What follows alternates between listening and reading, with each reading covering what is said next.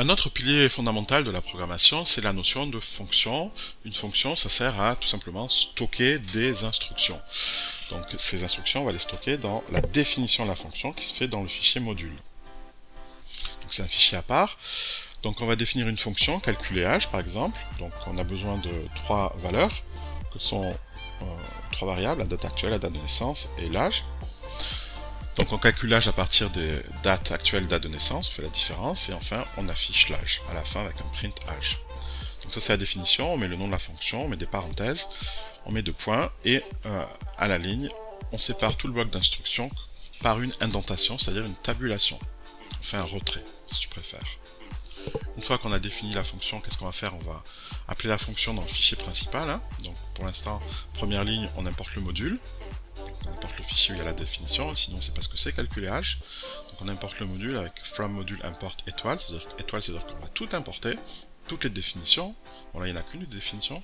Et ensuite on va exécuter la fonction, ou on va appeler la fonction par son nom, en mettant calculer âge, parenthèse. On n'oublie pas les parenthèses, hein. Chaque fonction a des parenthèses.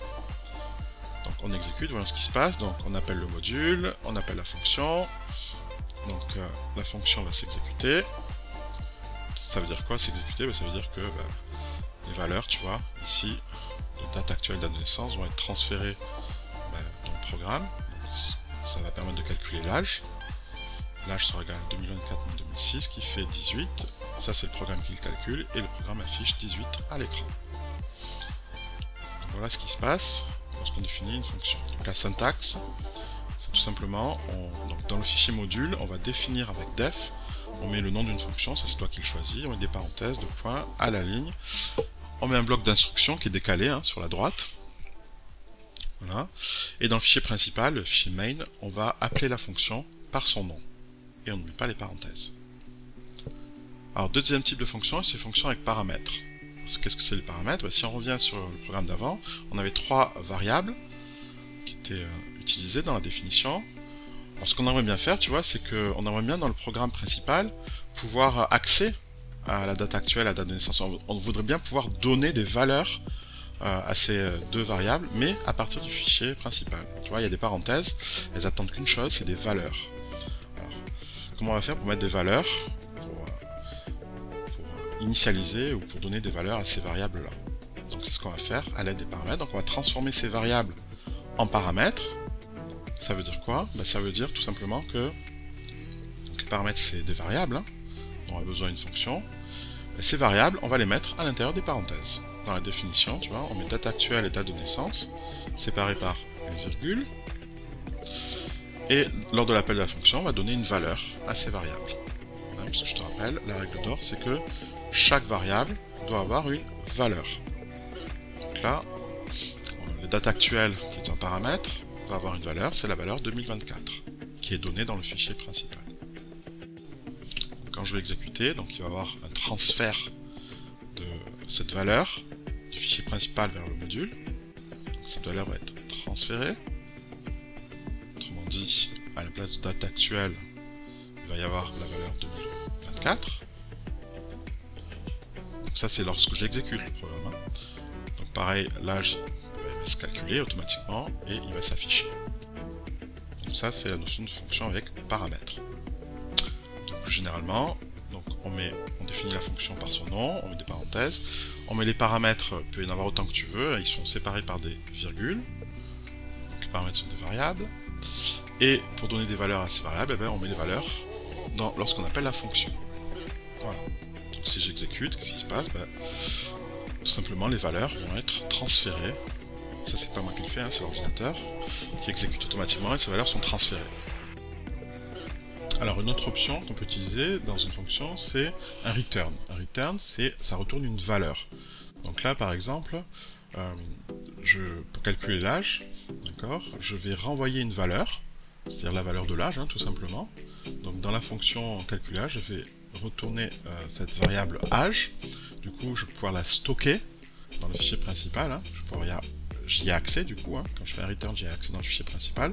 Et du coup, je peux la stocker dans une variable qui est ici l'âge de Sophie. D'accord. Donc, n'oublie pas, dès qu'on retourne une valeur, il faut toujours la stocker. Donc, ce qui se passe, c'est que les valeurs là, tu vois, sont transférées. Okay. Ok, donc l'âge peut être calculé, il fait 18, et l'âge va être retourné, donc la valeur 18 va être retournée au fichier principal. Ce qui veut dire quoi? Ce qui veut dire que dès que j'appelle calculer âge, ben, il va avoir la valeur 18, hein, qui va être automatiquement calculée. Et comme il y a un égal, elle va être stockée dans âge de Sophie.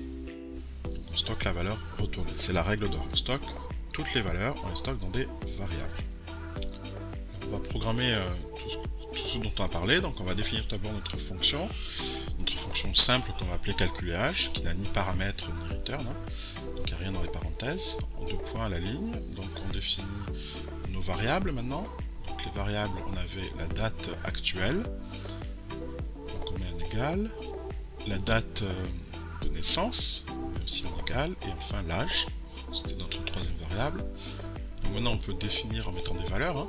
Il faut absolument mettre des valeurs. 2024, 2006 et âge, on va mettre la définition, c'est la date actuelle moins la date de naissance. Donc là, l'âge est bien aussi défini. Et on fait un print de cet âge.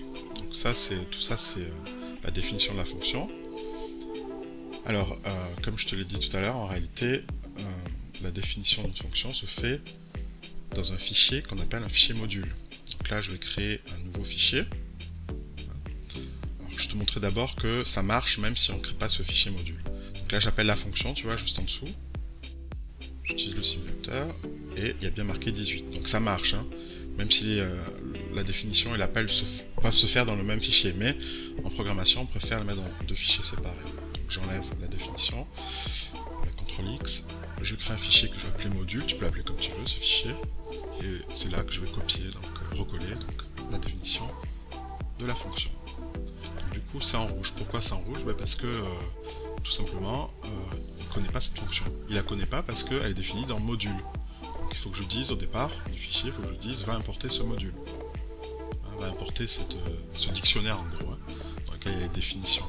Donc importe le module importe étoile, c'est-à-dire importe tout. Et maintenant du coup il n'y a plus de rouge, hein, ce qui veut dire que la fonction, il la reconnaît bien. Donc si je vais dans le simulateur, ça marche encore une fois, hein, tu vois, il y a bien 18 qui s'affiche. Donc ça c'était la définition d'une fonction sans paramètres.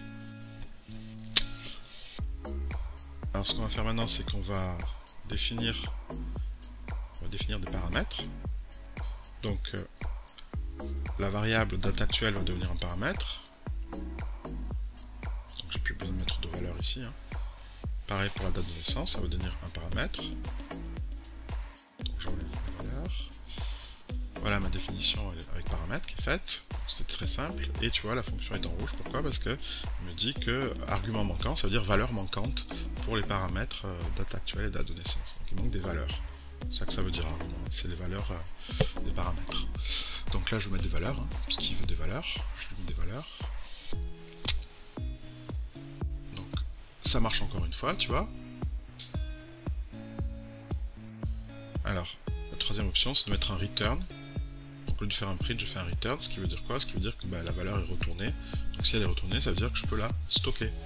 Je peux la stocker pour une utilisation future. Je vais la stocker dans une variable. Donc la variable, je l'appelle comme je veux. Hein. Je ne suis pas obligé de l'appeler âge, hein. Je peux l'appeler âge de Sophie. C'est pas forcément le même nom que dans la définition. Donc là j'exécute. Et je vais lui demander que vaut l'âge de Sophie. Il va me dire, il va me sortir la valeur 18. Donc l'intérêt, c'est que maintenant, je peux utiliser cette fonction, hein, calculer l'âge, avec d'autres valeurs. Hein. Donc je vais créer une autre variable qui s'appelle hPaul. Et Paul, lui, il est né en 2010 par exemple. Voilà, donc je demande que vaut l'âge Paul et il va me sortir 14 ans. 2024 moins 2010, ça fait bien 14. Évidemment, je pourrais afficher du texte hein, si je voulais pour embellir un peu le programme. Ce qui m'évite de taper la variable dans la console. Donc je vais marquer hPaul 2 points. Fermez les guillemets, espace, hPaul, et qu'est-ce qui s'affiche? Il s'affiche normalement dans la console hPaul 14. Voilà, donc le programme marche. Donc si on résume la fonction avec retour, c'est une fonction qui retourne ou recrache une valeur. Donc voilà la syntaxe, on retourne entre parenthèses une valeur, et cette valeur doit être stockée dans une variable. Hein. Cette variable contient donc la valeur lorsque je fais appel à la fonction. Donc là, la valeur retournée va être renvoyer au programme principal, du coup la variable aura une valeur.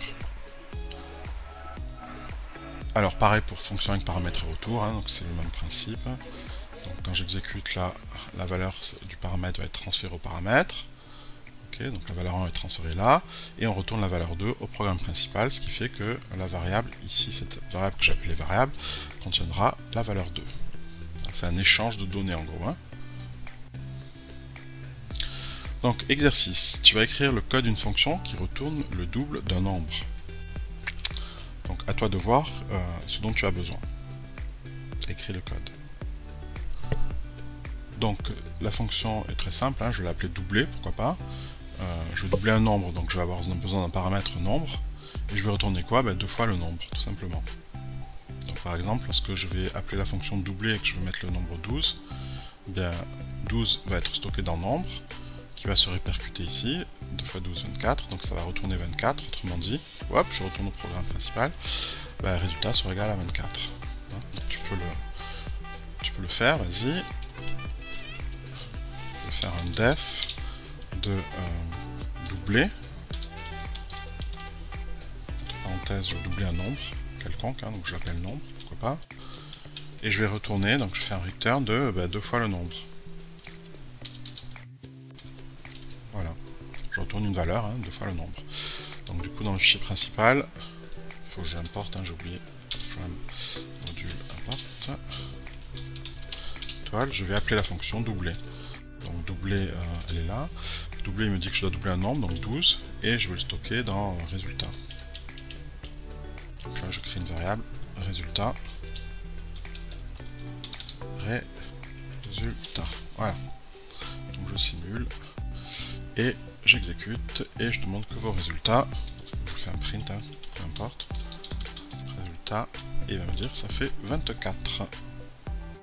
Dans la définition, j'aurais pu également, au lieu de faire directement retourne 2 fois le nombre, j'aurais pu calculer, j'aurais pu créer une variable que j'aurais appelée double, hein, pourquoi pas, double, qui est égal à 2 fois le nombre, 2 fois le nombre, ok, puisque le nombre est défini, double sera défini, et du coup je vais retourner quoi? Je vais retourner double. Voilà, c'est une autre façon de faire. Hein. Créer une variable intermédiaire ici pour réceptionner 2 fois le nombre. Du coup, là ça change rien. Hein. Voilà, je fais simulateur, j'exécute, et je demande que vos résultats, il va me mettre 24, encore une fois.